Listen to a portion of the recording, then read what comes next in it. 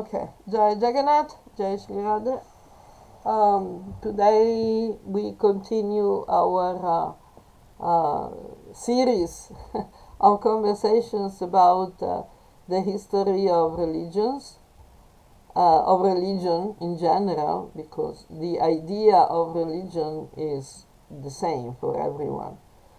You know, human beings have a natural tendency for religion. And religion has two main meanings. The word religion comes from the Latin, ancient Roman Latin, word religare, which literally means to connect. So it is not very different from the word yoga in meaning. However, outside the Vedic knowledge about the Atma Vidya, religion usually has a more social meaning. So religion is not just what connects the individual to God or to the higher self or to the Atman, Brahman, whatever we want to call it. But also it is the means to connect a human being with other human beings who have the same values and aspirations and mentality. This is the social aspect of religion. So many people want to, insist on making a distinction between religion and spirituality. I met lots of people, they say, oh, I don't like religion, I like spirituality. Spirituality is the personal aspect of religion. Because we are spirit and God is spirit. Everybody else is spirit. All the world is a manifestation of Brahman as spirit. So we can call it yoga because it's a spiritual realization, spiritual practice. However, not all human beings are evolved enough to understand that we are spirit. For those who identify with the material body and the material mind, spirituality doesn't mean much because they don't know what spirit is. So the aspect they prefer is the social aspect, like the festivals, the visiting the temples, going through the rituals, the ceremonies, the samskaras even, doing the ritualistic worship of the devas, pilgrimage, charity, all these aspects of religion are social aspects because they don't require transcendental realization. Of course, if we have attained the Brahman realization, the Brahma Bhuta, the transcendental realization, we have abandoned the material attachments, even the social aspects of religion will take a much deeper and stronger meaning.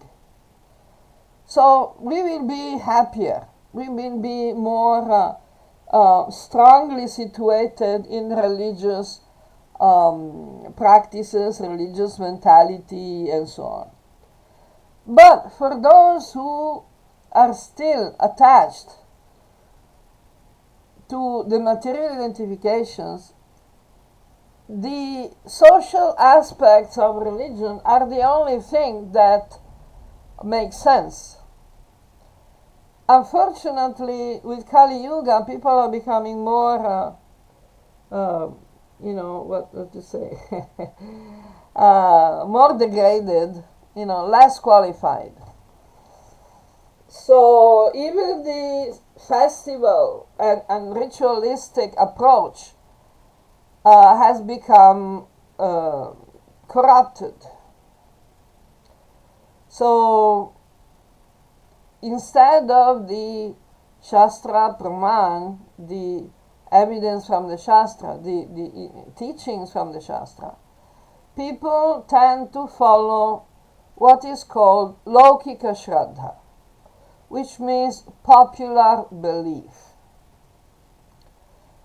And so we find a lot of religious people who consider themselves religious, they are considered religious by others, who are actually following, are actually believing and practicing things that are not actually true. But they're just believed by the general people.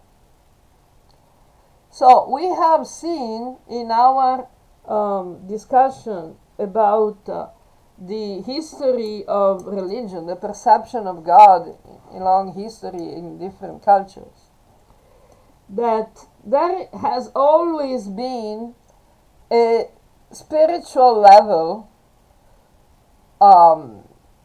practiced by people who were sufficiently evolved.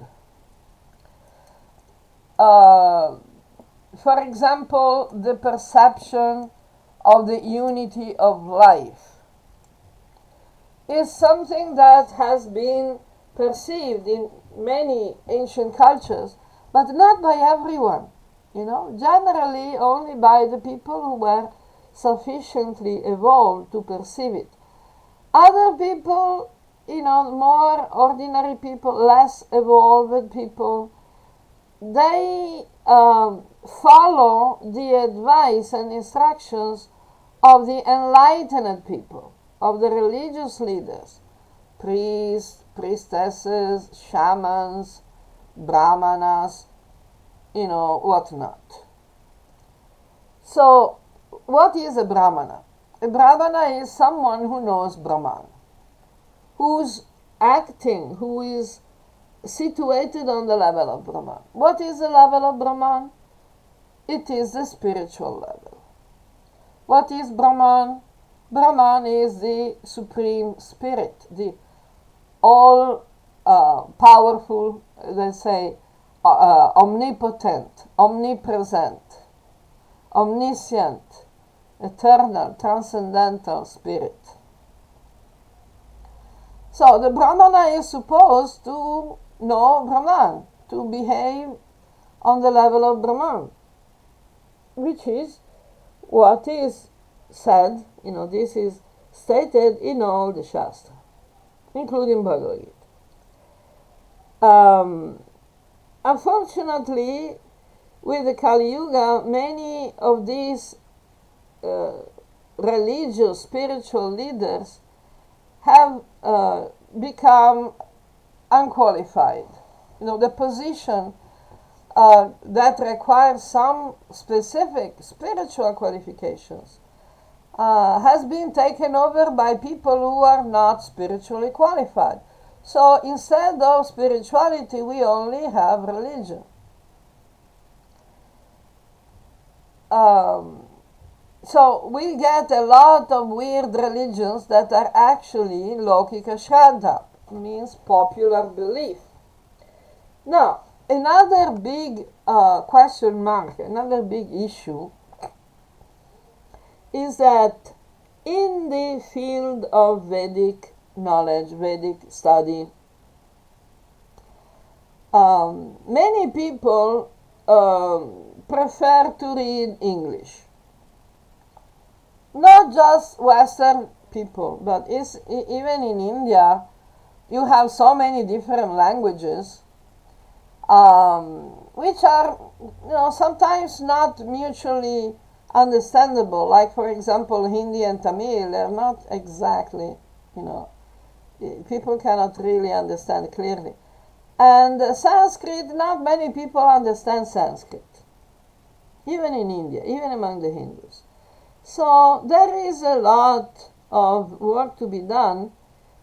Some work has been done in translating the Shastra into English language. Are you following until now? Yes. Any questions? Any objections? No.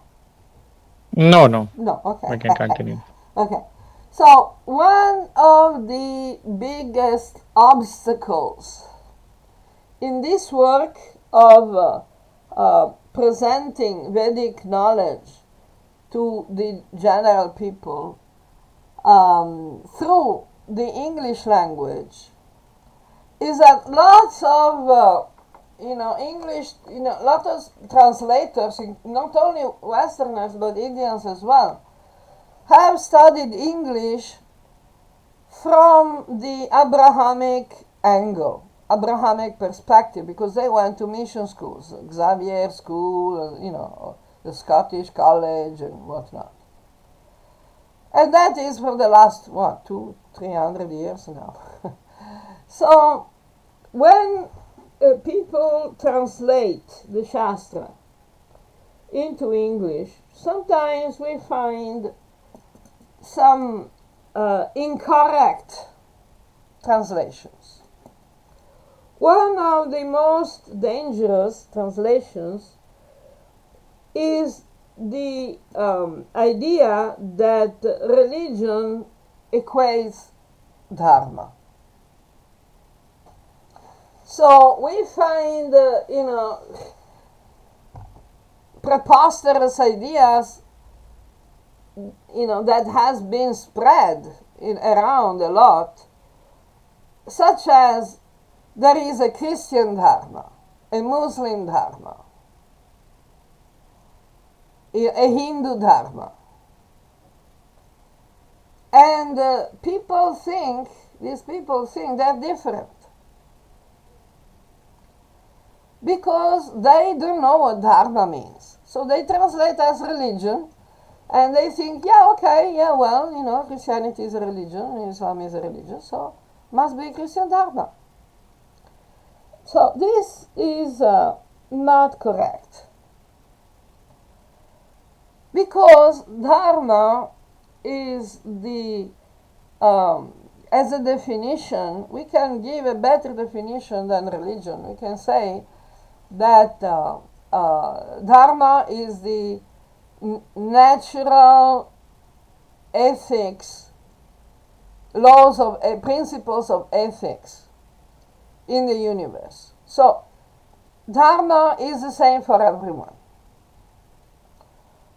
So we have, for example, the four main principles of dharma, which are satyam, dayam, socham, tapas, which means truthfulness, honesty, compassion, non-violence, love for all the beings and so on, cleanliness and purity and cleanliness, and self-control, self-discipline, the effort to become better persons, the effort to do something, to do our duty, to do our part, to support the universe.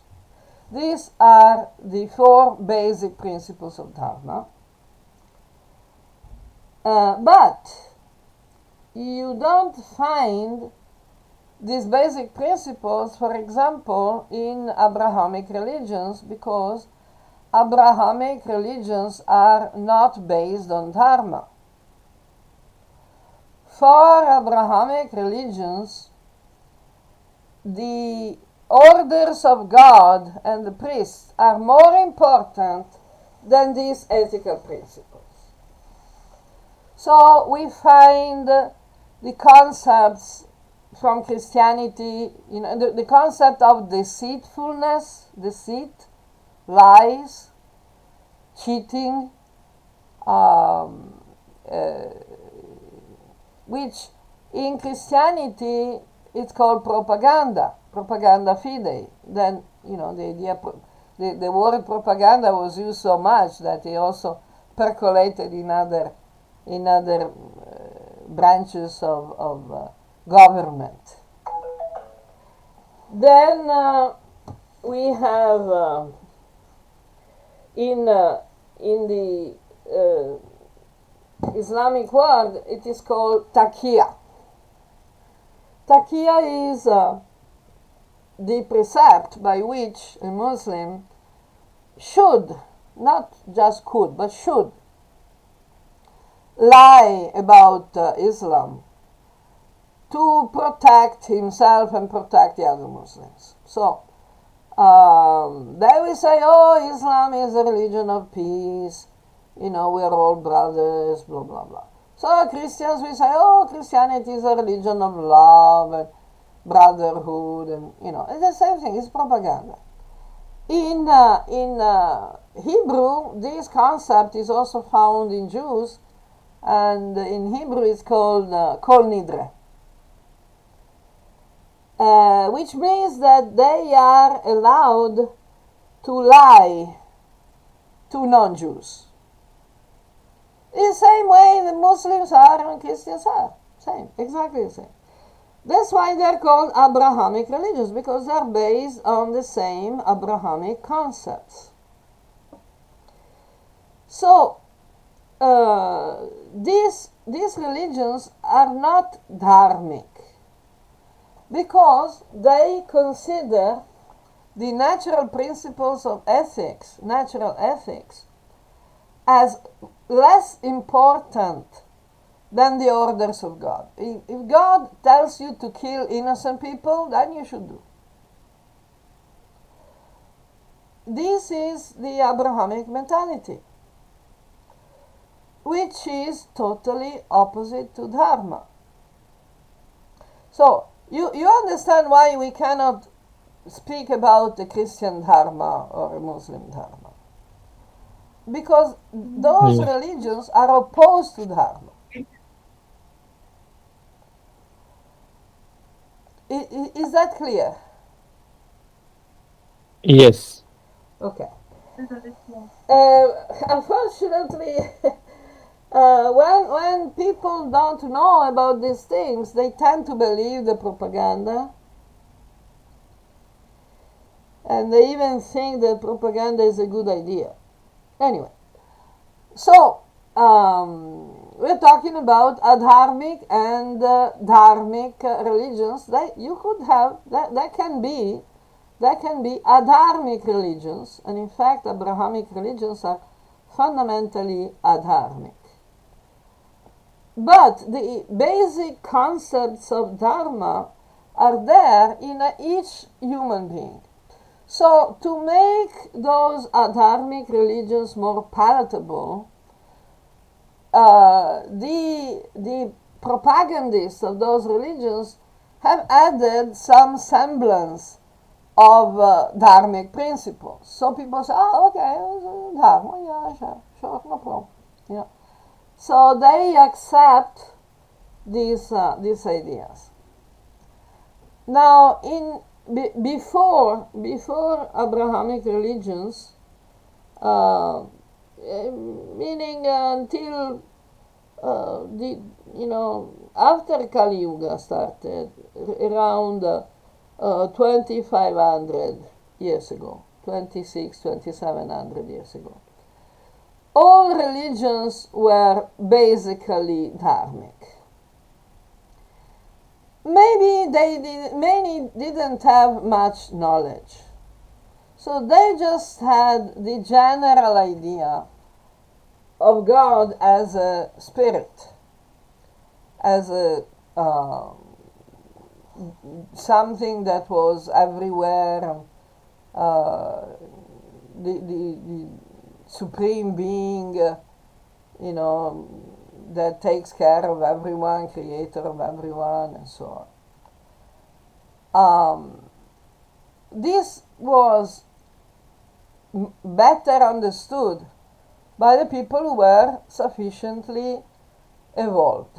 Now, to help the general people understand the principles of the universe, the rishis in every culture, like as I said, the rishis we have different types of cultures, but the evolved people, the rishis, brahmanas, and shamans, and priests, in ancient Greece, they were called hierophants. Hierophants means those who carry the sacred. So these, what to say? We can call them rishis. These realized people, these evolved people, presented the principles of reality as gods, as devas, which are, in Vedic knowledge, the devas are the limbs, the amsas of the Virat Rupa. So we should respect them, but they're not on the same level of the Supreme Brahman. And here we have another very bad translation that I realized that it was a bad translation several years ago. So I started to stop using this bad translation. You must have heard the definition demigod. Yes. Which is completely incorrect. Because in English, a demigod is not a deva. A demigod is a hybrid being that is born from the physical union of a god and a mortal being, of a man or a woman, human being. So, the only demigods in the Shastras, the Smriti and the Puranas, Mahabharata and everything, the only demigods are, for example, Bhishma, who was the son of Santanu and Ganga, or the 6 Pandavas, who were the sons of Yama, Vayu, Indra, the Ashwini Kumaras, and Surya, respectively. And their mothers were Kunti and Madri. So, Kunti and Madri were human beings, and the others, like Indra, Vayu, Yama, and, Ashwini Kumaras and Surya, like that, were devas. So, this is demigods. Demi, in French, means half. So they are half gods according to the mythological analysis of the ancient cultures. So if you call Shiva Mahadev a demigod, it's stupid. Because Shiva Mahadev is Ishvara, is Parama Karuna, is not different from Vishnu. And you cannot call Durga a demigoddess, because she is not born from any human being. Then we have a different idea, a different concept in Avatar. But the concept of avatar doesn't mean that Krishna is a demigod because he was born from Vasudeva and Devaki.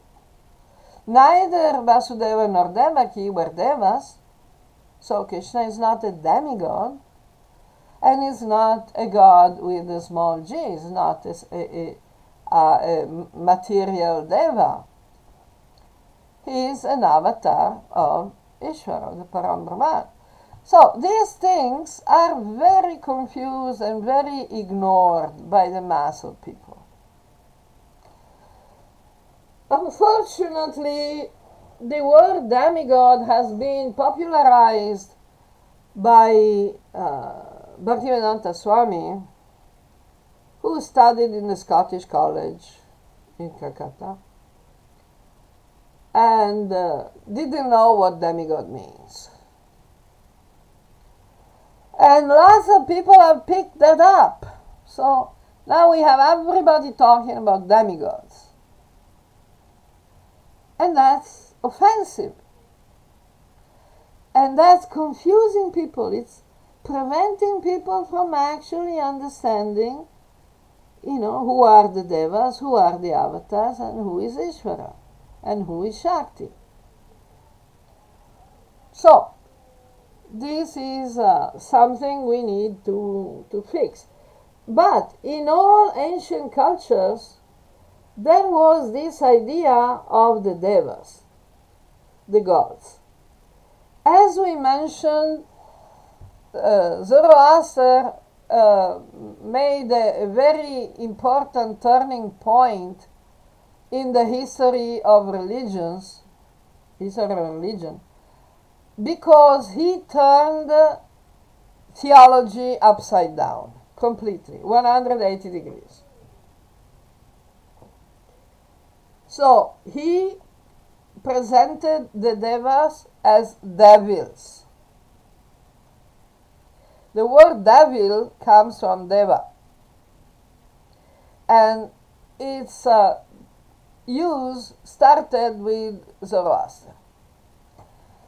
And as we said before, in previous meetings, Zoroaster presented the great Asura as God. Ahura Mazda, Asura Maha. And the evidence that it was the great Asura is that the movement, the new religion of Zoroaster, started to become very popular, very powerful in Mesopotamia. Mesopotamia is a Greek word that means between the rivers. And we call it today the Middle East, Iraq. Iraq, Iran, Syria, all that area was called Mesopotamia because it was between the rivers Tigris and Euphrates. Now, we know because still today Syria takes its name from Ashur. Assyria or Ashur, which was the ancient empire that developed after the Sumerian civilization. Sumer fell, Sumer became weaker during the Bronze Age collapse with the invasion of the sea peoples. Peoples were coming from the sea, like pirates. So, from the Sumerian civilization, that for a long time it was considered by archaeologists, by the academia, as the most ancient civilization of mankind, of history. From the Sumerian civilization, there was a development, a more aggressive civilization, the same Sumerian civilization, but more aggressive. It became more aggressive, and it became an empire. the Sumer civilization was not an empire. It was more similar to the Vedic system where each city was independent. They were not going around and trying to conquer and, subjugate people. They just had their city and, they were happy with their city. And they were governing and protecting their city, much like the Vedic system. But with the development of Zoroaster, especially after the Bronze Age collapse, the Assyrian Empire developed. And they were called Assyrian from the name of their god that was called Ashur. So, it's the same Asura Mazda. Only the doctrine of Zoroaster became more refined with time. So from the Babylonian Assyrian Empire, it developed into the Persian Empire, Parsi. Parsi means Zoroaster. So when the Iran, the present territory region of the Middle East, the ancient Mesopotamia, at those times was called Chaldea, became the Persian Empire, the further doctrine of Zoroaster developed and became what is known today. So Ashur became more famous as Ahura Mazda, and the enemy of Ahura Mazda is Ahriman. Ahriman simply means the enemy. Ari means the enemy in Sanskrit.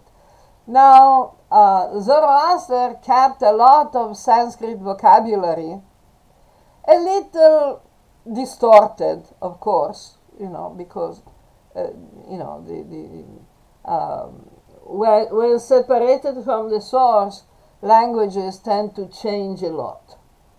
So, but he kept a lot of terms, like, for example, he kept the word Arya. But the Parsi religion gave the term a totally different meaning. While in Vedic system, Aryas were those civilized people who followed the Varna Shrama system and the Atma, Vidya and Dharma. In Zoroaster's group, in the Parsi religion, became the followers of Zoroaster. Not based on their behavior, their principles, but based on the fact that they followed the religion. From this Parsi religion, this Parsi mentality, approach, doctrine, whatever you want to call, there was a further development later in time, but not so later, about 600, 500 before the current era, where the Jewish religion developed. And in colonial times, it was very clear to the colonial Indologists that the Zend-Avesta was more important for them than the Vedas, because they recognized Parsism as the root of the Judaism and Christianity, the root of the Abrahamic religions. And there are lots of books about that. Lots of books, very, very clearly stated. Max Muller, for example, when he was asked which books he considered best, he said, oh, after the Bible, definitely the Zenda West. Ah, the Vedas, yeah, maybe, yeah, but not important. So we see what kind of translations we got, of the actual Shastra. That is why we need to learn at least that little Sanskrit that enables us to understand the most important Shastra, the Shruti, especially the Bhagavad Gita, which is very simple. The Veda Samhitas are very complicated. Bhagavad Gita is much more simple. But, still we need to at least understand a little bit of Sanskrit. So, basically, we need to understand the original text in order to translate it into English or other languages for the benefit of the general people who don't have the proper knowledge. Another very important point is the incorrect translation of many other words. For example, the word idol. That idol is an English word that carries a very bad, very heavy, very demeaning contents, semantic content. Because idol literally means, dictionary meaning, false god. So every time I hear some Hindu pontificating about Hinduism and and talking about idols, I get angry. Because, this is suicide. It's like when you speak about your mother, instead of calling her mother, you call her prostitute. Oh, my prostitute, cooked me a nice meal today. She cooked a very nice paratha. What? You cannot call that your mother. You cannot. Because then, how are you going to complain that other people don't respect Hinduism? How we are going to complain against Hinduphobia? We are calling our deities, we're calling them idols. How stupid are we? This is a serious problem.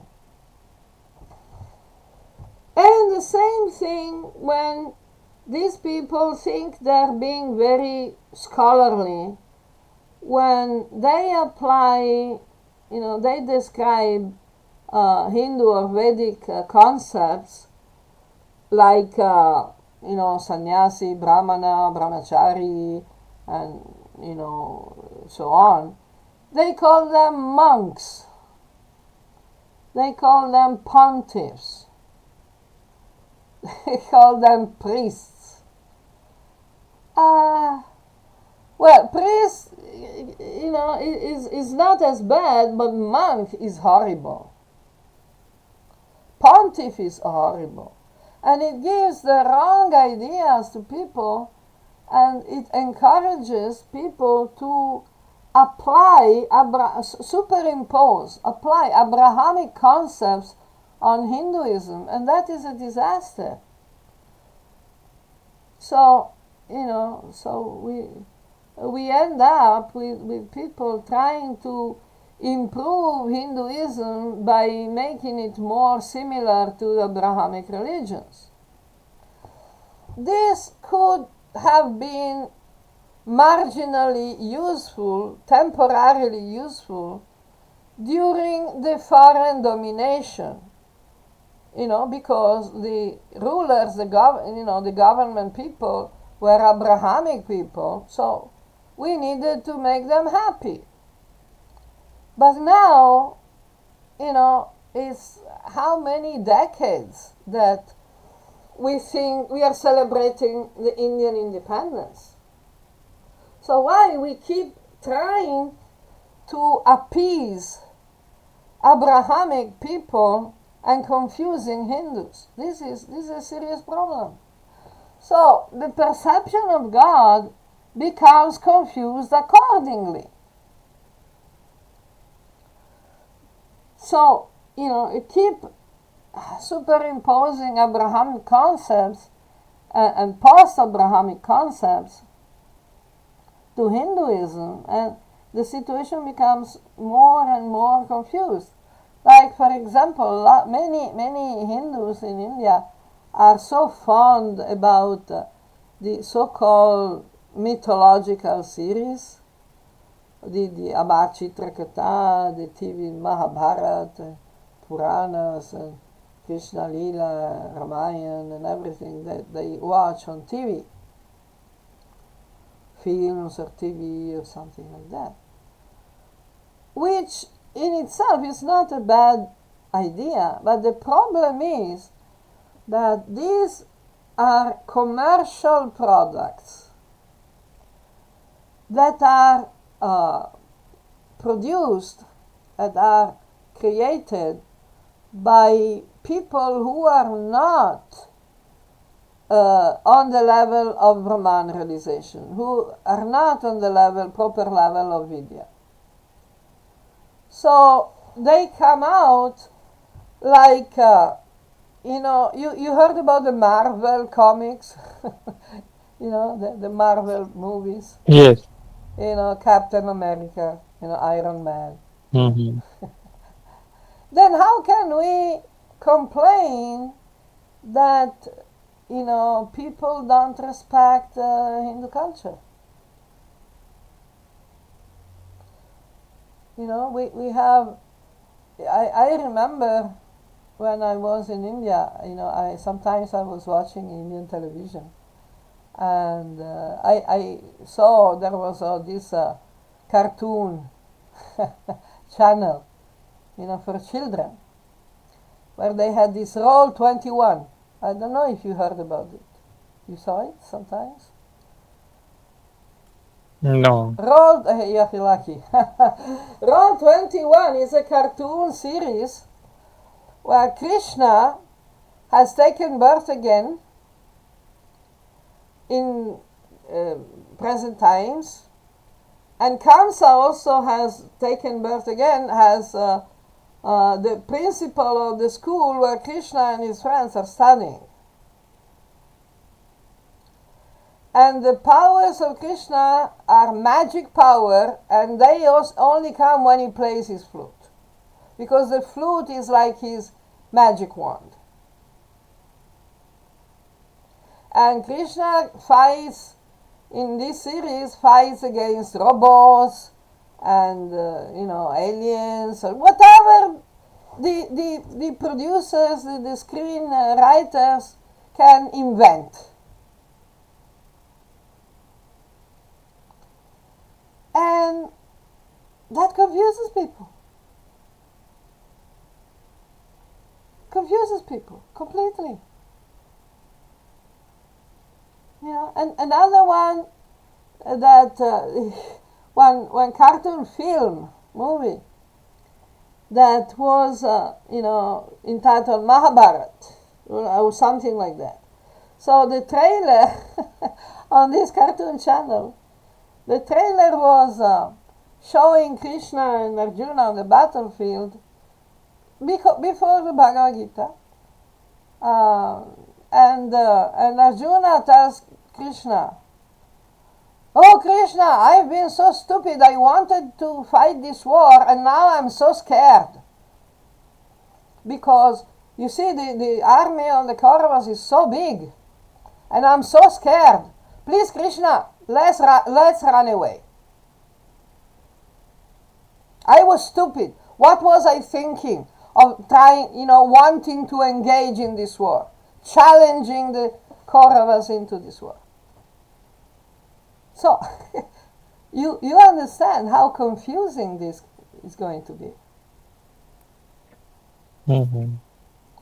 The same things in the films, They make Krishna say weird things, but because these weird things that they make Krishna say, Krishna or Shiva or whatever, the screenwriters are writing them down to please the spectators, the public, to please the companies that will pay for advertisement.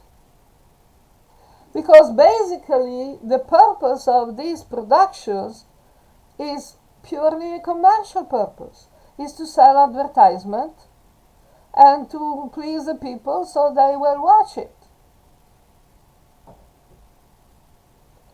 So you see how dangerous this is. This is also an adharmic religion. It's a religion of profit. Now, the great god, of India, unfortunately of India as well, but of the rest of the world as well, is the GDP, is the gross domestic product. That is the measure of success for the Hindu Rashtra. If the great God GDP is pleased, then we are successful. We won. So, you see how confusing that is.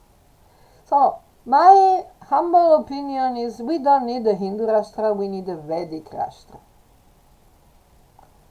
We need to go back to the source and understand what is the Vedic idea of religion. Not the Laukika Shraddha. Laukika Shraddha is okay. I mean, everyone will do whatever they want to do. That's not a problem. But we shouldn't present it as the Vedic, the golden heritage of Vedic times. Because the golden heritage of Vedic times that made India so great was the Vedic knowledge, was the Vedic culture, Vedic society, not the GDP and the bankers and demonetization and digitization and apps and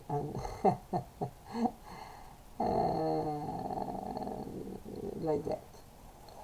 So this is another important point, because if people don't get the proper understanding of religion, of the Sanatana Dharma, of the Sanatana, the eternal religion, the eternal connection, at the dharmic level, then people will find some other religion to follow.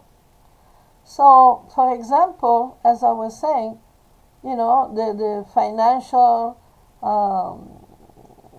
religion is actually a religion, because it has its sacred, the worship, the concepts, the holy concepts, and the teachers, the preachers, the temples, like Wall Street and whatnot, and they have they want to control the government, they want to control the people. So it's an established system. And so is also the so-called science. So now the actual scientists will recognize that science is not a dogmatic knowledge, because science is basically empirical.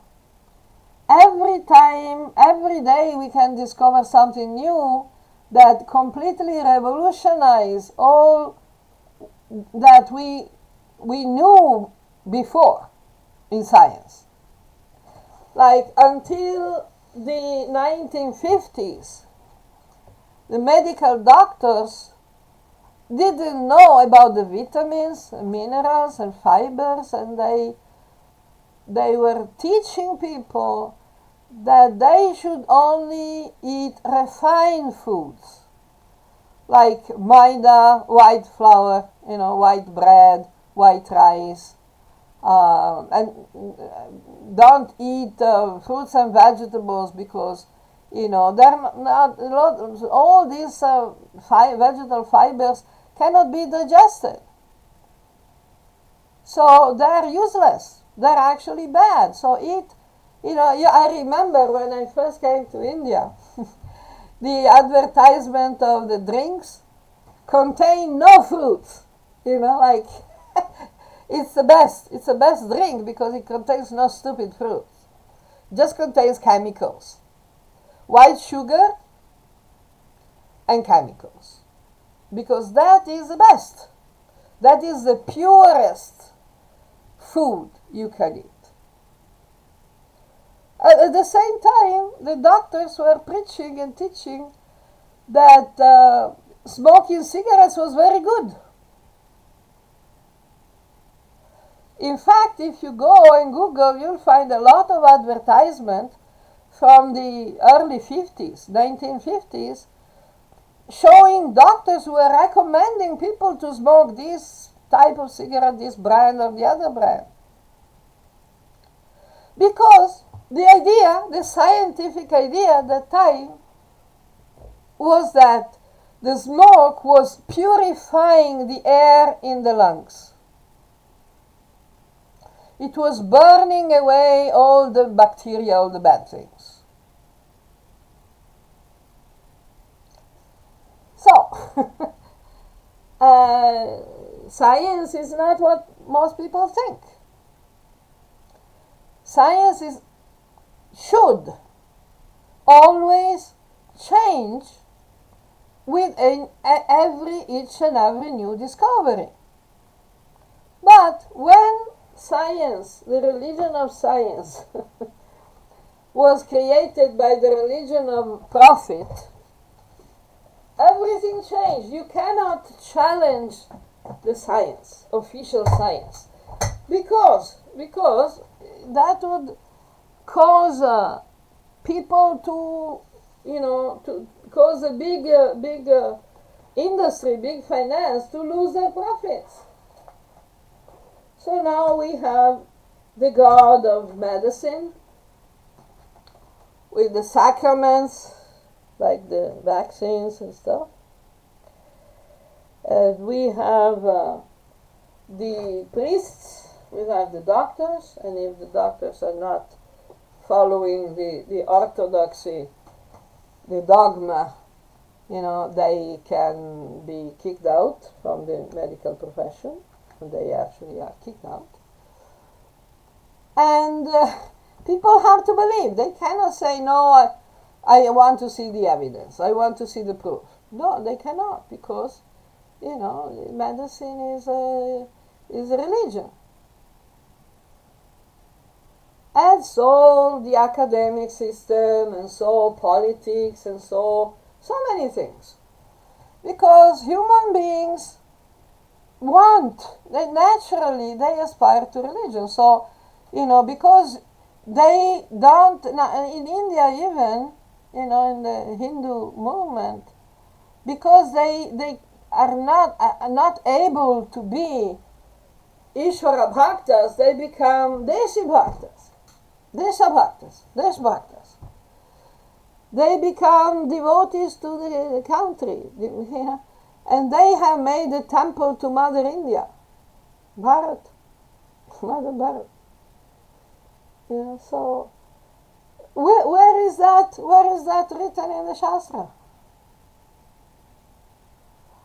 Bhakti is based on the Agama Shastra. Bhakti can be only to Vishnu, Shiva, Shakti, Ganesh and Surya, but less importantly, but no one else. You cannot be a bhakta of Indra or Vayu or Agni. You cannot be a bhakta of, of course you can worship them, but bhakti is a different thing. So when people say Desh Bhaktas, I say, okay, yeah, okay. That's like calling Jagannath an idol. Which, okay. So, yeah, this is what is happening, and what are the problems, the obstacles in understanding the actual meaning of religion today. We have to go back before this development. We have to go back to the Vedic source. And Bhagavad Gita is the best. Okay, I hope I was not too aggressive in my explanation. No. Okay, yeah, because I tend to be a bit radical because I see that there is a serious problems, Mm-hmm. and we are not getting much better. So, okay, we study the past so that we can make the present and the future better. Otherwise, just studying the past as a theoretical exercise is not as useful, So we remember in previous lifetimes. Remember, recovering and integrating the memories of previous lifetimes is useful if we use these memories, this understanding, these, realizations we had in previous lifetimes to make our present life better and our future life better. Otherwise, it's just a theory, just a armchair philosophy. It's not going to save us. Okay, so any comment on this? Not particularly. No. Okay, but everything is clear. Yes. Okay, so thank you so much, and I think we can close here because you're we've done our time, I believe, Mm-hmm. about 1 hour. So this is usual length of the meeting. So okay, thank you so much. Jai Jagannath. Thank you. We'll talk Jai again. Jagannath. Jai Radhe. Jai Shri Ram. Yes.